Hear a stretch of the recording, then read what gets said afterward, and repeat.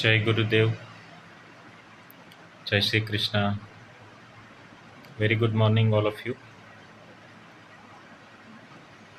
તો આજે આપણે બીજા એક સરસ મજાના ટોપિક પર વાત કરવાના છીએ, જે બધાને ગમશે.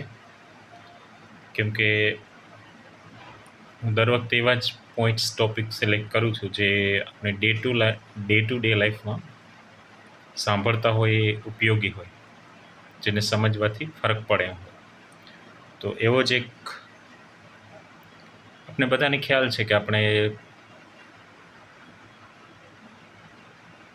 દરરોજ લગભગ ક્યાંક ને ક્યાંક સુખ અને દુઃખ આ બે શબ્દો અવારનવાર સાંભળતા હોઈએ, અથવા આપણે કોઈને કહેતા હોઈએ. તો ખરેખર આ શું છે? આમ જોઈએ તો જીવનના બહુ મહત્ત્વના પહેલું છે, પાર્ટ છે. અને બીજી રીતે જોઈએ તો ફિલિંગ્સ છે. It just matter of feelings. મહત્વપૂર્ણ ભાવનાઓ છે, લાગણીઓ છે, અને બે એકબીજાના વિરોધી છે.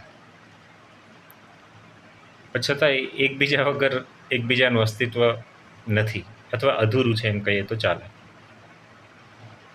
એટલે આપણે નહીં વારંવાર એવું બોલતા હોઈએ કે ભાઈ સુખ છે તો એ પણ ટેમ્પરરી છે, દુઃખ જીવનમાં આવે તો એ પણ ટેમ્પરરી છે, એ પણ કાયમી ટકતું નથી. એ સુખ પણ જતું રહેવાનું છે, દુઃખ પણ જતું રહેવાનું છે. કોઈ વધારે સુખના લીધે પણ વધારે આપણે ગુજરાતીમાં કહેતા હોય કે છક્કી જવાની જરૂર નથી, કે ફૂલાઈ જવાની જરૂર નથી, અથવા દુઃખના લીધે પરેશાન કે હેરાન થવાની, ચિંતાઓ કરવાની જરૂર નથી. કેમ કે એ બંને ભાવનાઓ છે અને સ્થિર નથી. જીવનભર વચ્ચે ક્યાંક ને ક્યાંક એવી ઘટનાઓ બને છે, આપણે બધું એક્સપિરિયન્સ કરીએ જ છીએ, સુખનું પણ દુઃખને પણ. અને એનો સાચો અર્થ ખરેખર સમજવો જરૂરી છે. જેમ મેં કીધું એમ કે એ ફિલિંગ્સ જ છે. સુખનું મહત્ત્વ શું છે એમ જોઈએ તો સુખ એક એવી ભાવના છે કે જે બધા એને મેળવવા માટે, પામવા માટે મથે છે કે ભાઈ સુખ જોઈએ જીવનમાં.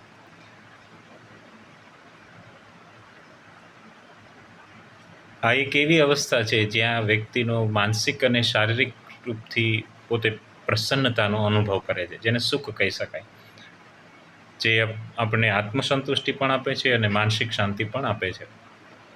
એટલે આપણે કોઈ એવું ફીલ કરે તો એમ કહી શકાય કે સુખી છે, અથવા હું એવો એક્સપિરિયન્સ કરું તો હું એમ કહી શકું કે હું સુખી છું, ખુશ છું.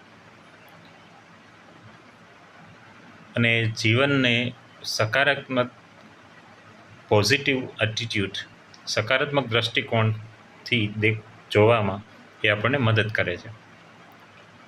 અને જીવન પ્રત્યે આપણામાં એક નવો ઉત્સાહ જગાડે છે.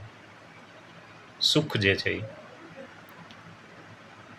અને એ આપણને નવો ઉત્સાહ અને ઉમંગ પણ આપે છે. સુખની ભાવના છે, જેનાથી આપણે આપણા જીવનના લક્ષ્ય તરફ આગળ વધતા રહીએ છીએ.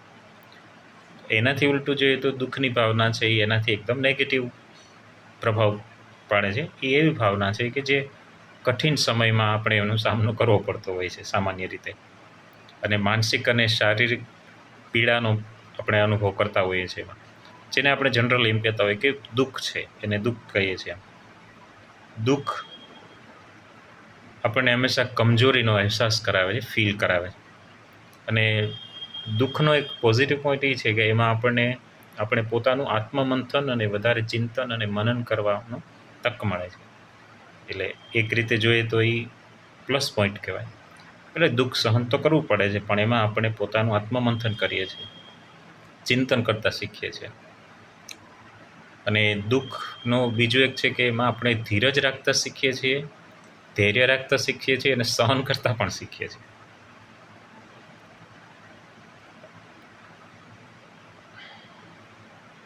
અને એ જીવનના આપણને એ પહેલુઓ, એ પાર્ટ્સનો મહેસૂસ કરતાં, સમજતા શીખવાડે છે કે જે આપણને ખરેખર મજબૂતી આપે છે, દ્રઢતા આપે છે લાઈફમાં.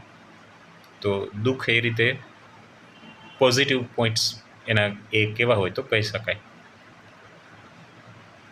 પણ ખરેખર માણસે દુઃખ અને સુખ બેયના અર્થો સમજીને, એનું મહત્ત્વ સમજીને, બેયમાં સામંજસ્ય સમરૂપ રીતે જીવન જીવતા શીખવું જોઈએ. એક એવા જ્ઞાનમાં રહેવું જોઈએ કે ભાઈ એ આવતું જતું રહે છે, બેમાંથી એક પણ પરમનન્ટ નથી. તો કુલ મિલાકર કહેવાનો મતલબ છે કે સુખ અને દુઃખ જીવનનો મહત્ત્વપૂર્ણ પહેલું છે, ભાગ છે, જે આપણને જીવનનો સાચો અર્થ સમજાવે છે. જો દુઃખ આપણે અહેસાસ ન કર્યો હોય, ફીલ ન કર્યું હોય, તો સુખનો વધારે આપણે એનો એક્સપિરિયન્સ ના કરી શકીએ, ફીલ ના કરી શકીએ.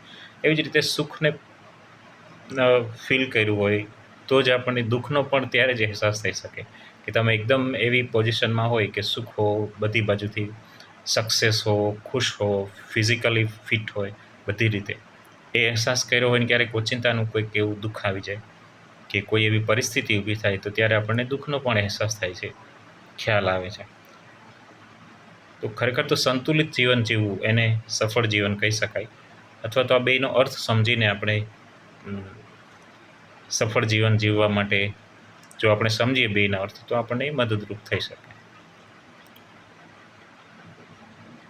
જય ગુરુદેવ, જય શ્રી કૃષ્ણ.